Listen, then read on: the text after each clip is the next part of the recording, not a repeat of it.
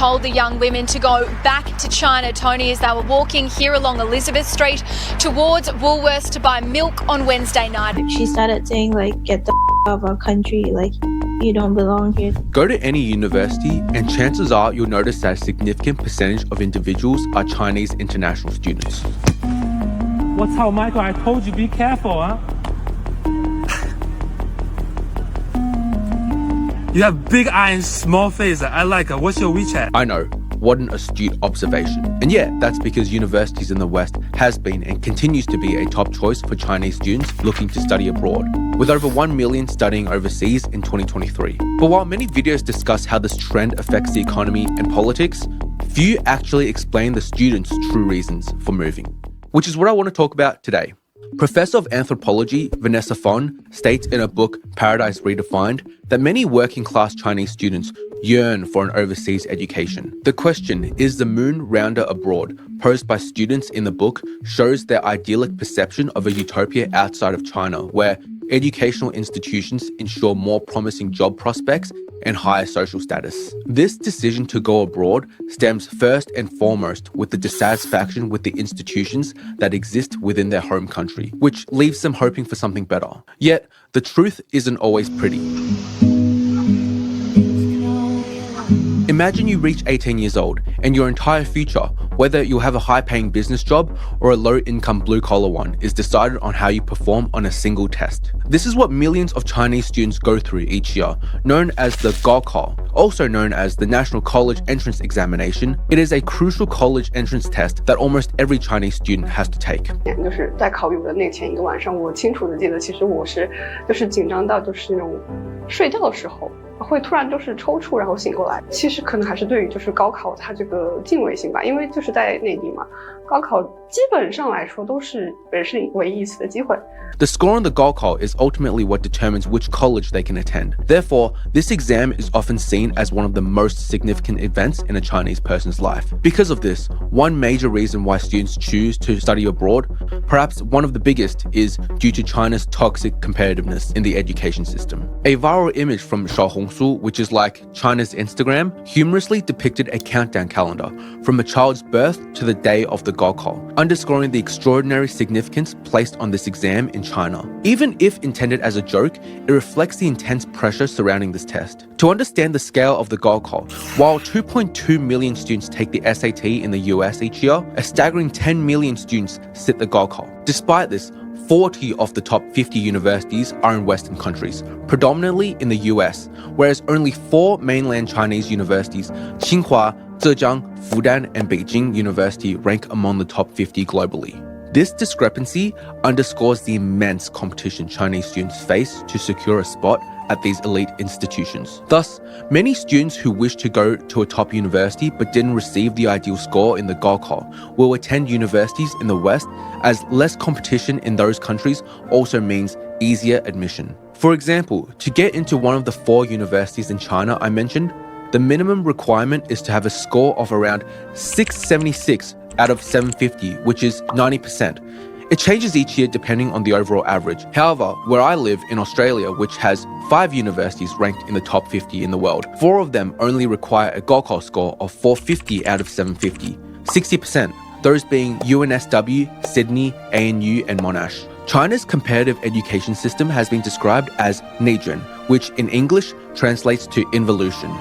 I talk more in depth about the issue in this video, so check it out later if you haven't already. But in short, the BBC summarizes it quite well. Involution originated as an anthropological term that refers to a social concept where population growth does not result in productivity or improved innovation. However, in Chinese usage, involution is better translated as one's endless pursuit of improvement due to an unwillingness to fall behind in competition. The concept of involution has become increasingly prominent in China, evidenced by the hashtags related to it garnering over 1 billion views, and the term being one of China's top 10 buzzwords.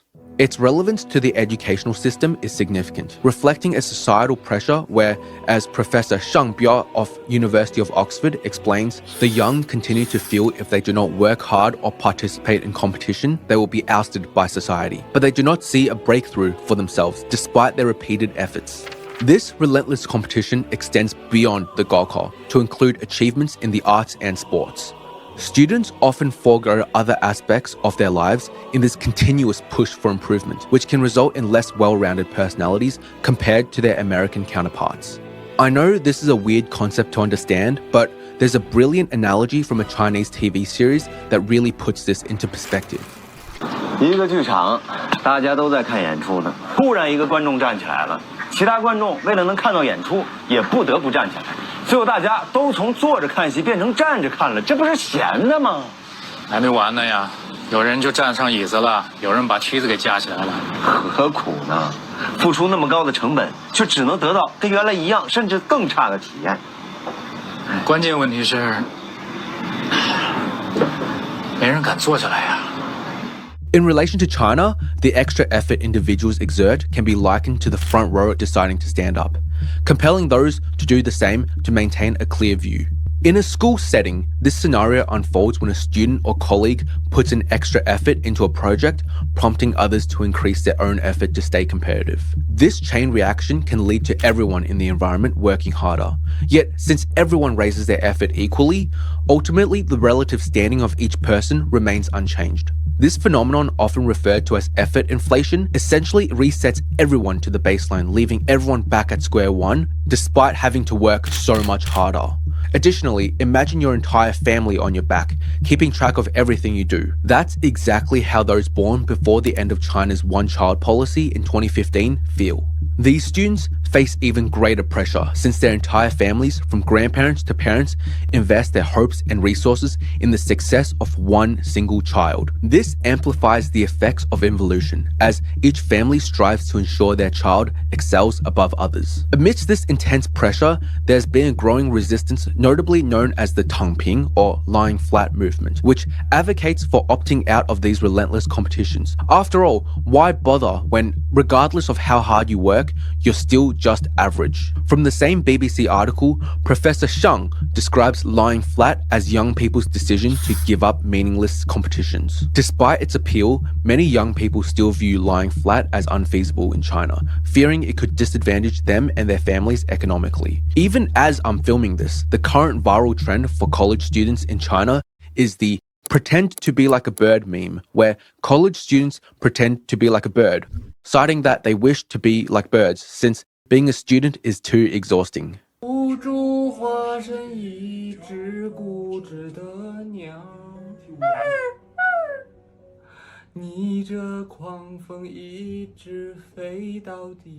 Consequently, studying abroad has become an attractive alternative for many, offering access to a greater number of internationally recognized universities and perceived lower competition.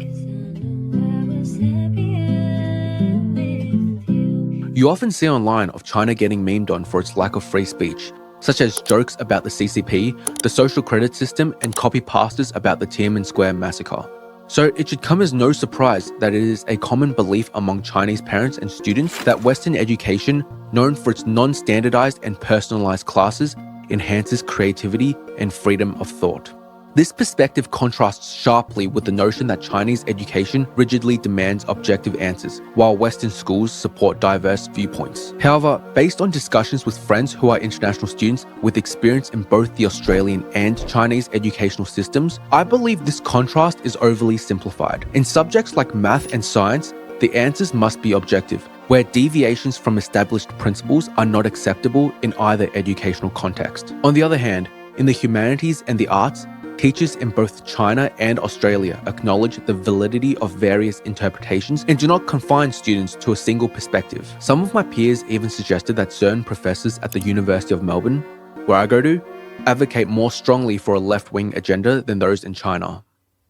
Studies on educational conformity in the US, including research by Sugarman, Saldana, and Delgado, show that schools based on the Western education system, despite preaching individuality, often enforce conformity which can suppress creativity. The educational system's goal to cultivate responsible citizens leads to the enforcement of certain standards, fostering a culture where respect for authority trumps individual creativity. Thus, the portrayal of Western schools as havens for creative freedom does not actually reflect the research findings. The emphasis on critical thinking is often cited as a key advantage of the American education system, attracting many Chinese students. However, it is important to challenge some assumptions held by these Chinese parents and students. Possibly influenced by the grass is greener syndrome, Chinese education agencies, which profit from helping students apply to Western schools and prepare for entrance exams, may exaggerate the benefits of the Western education. They often describe China's educational approach as focused on rote memorization and test-oriented learning, which they claim stifles critical thinking. To develop critical thinking, they argue parents should send their children to the US, where methods like the Harkness table, a round table that facilitates discussion, which are used in many boarding schools, supposedly enhance critical thinking through open dialogue. However, the effectiveness of discussion-based learning in fostering critical thinking is debatable. Not all students participate actively in discussions, meaning the benefits are not universally experienced. Studies show some students prefer to avoid these discussions, seeing them as unproductive, and believe they could learn more efficiently through traditional lectures. Therefore, discussion-based education may only benefit those who are already inclined towards debate and public speaking, while leaving others, especially those unfamiliar or unsuited to this style of learning, at a disadvantage.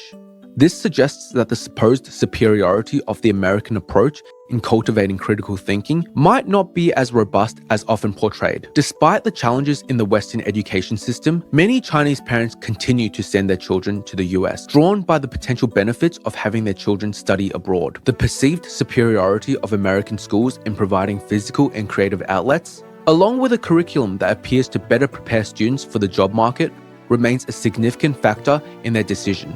However, as with any choice, it's vital for parents to consider the full picture and weigh the pros and cons of both educational systems before making such an important decision. The other reason why Western universities are perceived as being superior to schools in China is due to the fact that so many rank higher. Thus, many parents are inclined to send their children abroad simply out of vanity as a way to flex on other Chinese parents, as showing off your child's achievements and education is very common in Asian culture. 다음에는 우리가 쏘자고. 우리 셀이 방학 때 잠깐 들었다 가라 그래. 하버드생 차세리 환영 파티. 얼마나 명분이 좋아.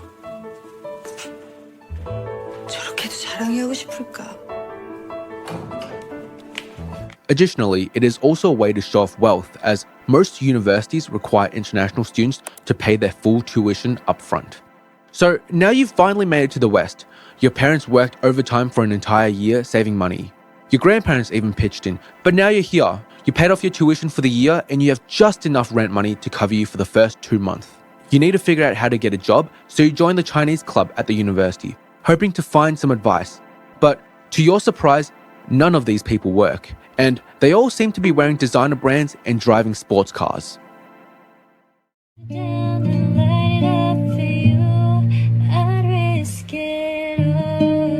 What's most likely happening is something called Smurfing. This is not widely covered or spoken about, as it is almost viewed as taboo. If you play video games, you might be familiar with the term of being really high level but purposely playing in a lower rank to beat weak players. And in the world of banking, the idea of it is kind of the same. Smurfing refers to splitting large sums of money into smaller, more concealable amounts.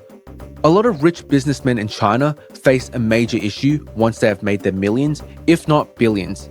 And that is not wanting to live in China, yet being stuck there and unable to move their wealth out of the country.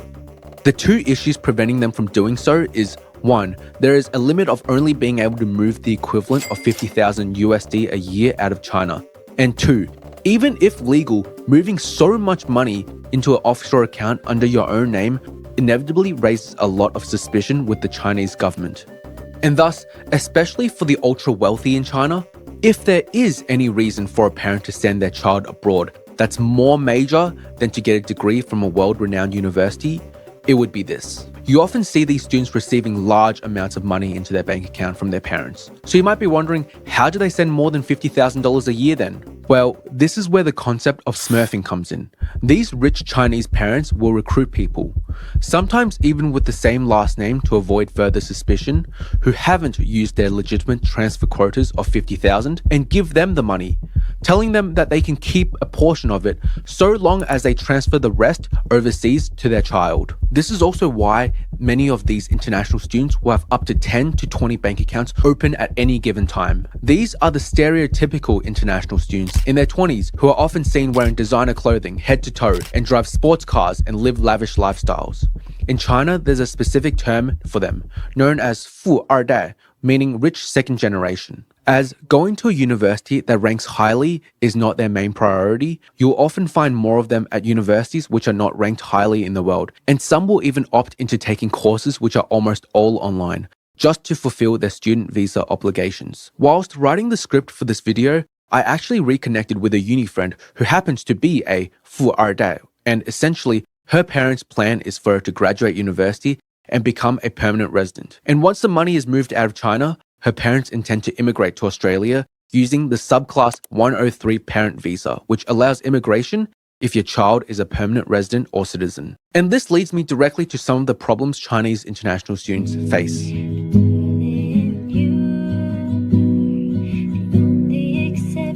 According to Tweed and Lehman's Learning Considered Within a Cultural Context, Western educational methods often embrace a Socratic approach, which is characterized by active questioning, the expression of personal hypotheses, and the preference of self-directed tasks. This educational style encourages students to share their thoughts and learn from peer interactions. However, research highlights that this is a significant challenge for Chinese international students, particularly when discussions involve cultural contexts unfamiliar to them. In Chinese culture, voicing personal opinions is often seen as impolite, making it difficult for Chinese students to adapt the expressive and interactive American classroom.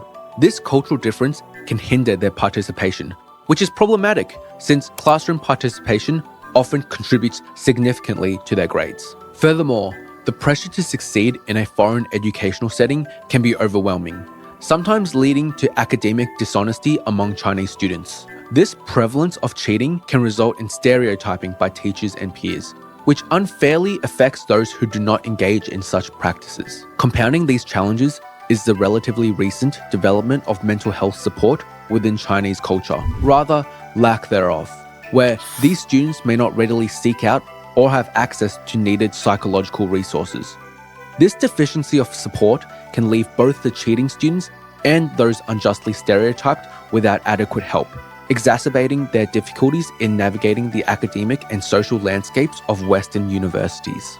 Chinese students face significant challenges with social and cultural integration when they study in the West. The differences between Chinese and Western cultural norms are well documented, and many Chinese students experience a substantial cultural shock upon their arrival. They might struggle with concepts such as respecting other people's privacy, or adapting the individualistic ethos of the American society, having come from a more collectivistic background. These adjustments can negatively impact their overall happiness and create a challenging academic and social environment. To illustrate this, I want to use a personal experience of something I witnessed, which I think highlights the depth of cultural shock encountered by these Chinese students. In China, where gender roles are strictly defined as either male or female, the concept of LGBTQ is not familiar or accepted as it is in Australia. However, over here, particularly in a progressive school like the University of Melbourne, issues of gender and sexuality are commonly discussed and embraced among young people. A Chinese friend of mine who had just arrived in Australia for less than a month and unfamiliar with these cultural norms made several jokes about people being gay, which is more socially acceptable in China. Although not intended to harm, these remarks were perceived as insensitive by my classmates, and on this occasion his joke was overheard by a gay student who reacted angrily and told him to go back to where he came from, leaving my friend confused and upset. After explaining to him the impact of his words, he began to understand the sensitivity of these issues. Unfortunately, this cultural divergence often results in local students distancing themselves from their Chinese counterparts. Such segregation exacerbates cultural misunderstandings, as it reduces the opportunities for Chinese students to interact with locals. The lack of interaction can lead to a formation of cultural cliques where Chinese students primarily associate with each other rather than integrating more broadly with the student body. This segregation creates a cycle where the necessary engagement that could help overcome these cultural barriers are diminished, perpetuating isolation and misunderstanding between the groups. The existence of separate Chinese social media platforms worsens the issue, as it encourages students to primarily socialize amongst themselves. Research by Liu, Vogel, and McLeod underscores the importance of social support and connectedness. While bonding with like-minded peers from the same cultural background can provide immediate social comfort, it can also lead to a form of self-imposed isolation. Such isolation not only restricts their social interactions, but also limits their overall learning experience in a diverse educational setting. The problem intensifies in schools with few Chinese students, as the limited number can lead to even greater feelings of exclusion in a narrower social circle that doesn't include any students of other ethnicities. Although some Chinese students do manage to step out of their comfort zones and ultimately integrate more broadly, this is not the norm. The resulting lack of interaction with a diverse student body means missing out on the richer, more inclusive experiences that are critical to the educational and personal development expected from studying abroad. But this often leads to another problem. Non-wealthy international students can feel pressured to fit in with other Chinese international students who are rich, the Friday, which I spoke about earlier, and thus either spend money recklessly as a way to appear on the same level of wealth as their peers, which can result in unintended financial troubles for the student and their family, or alternatively, another problem which can arise is that these students will just ultimately completely not socialize with anyone, be it Chinese or Western, in fear of being judged for either being poor by their wealthy ethnic peers, or fear of being judged for not understanding Western culture and speaking English well from local students. So to no surprise at all, this ultimately accumulates into a whole lot of stress and anxiety for them. Almost every research paper I read while scripting this video discussing the challenges faced by Chinese international students in Western university highlights language barrier as the main hurdle.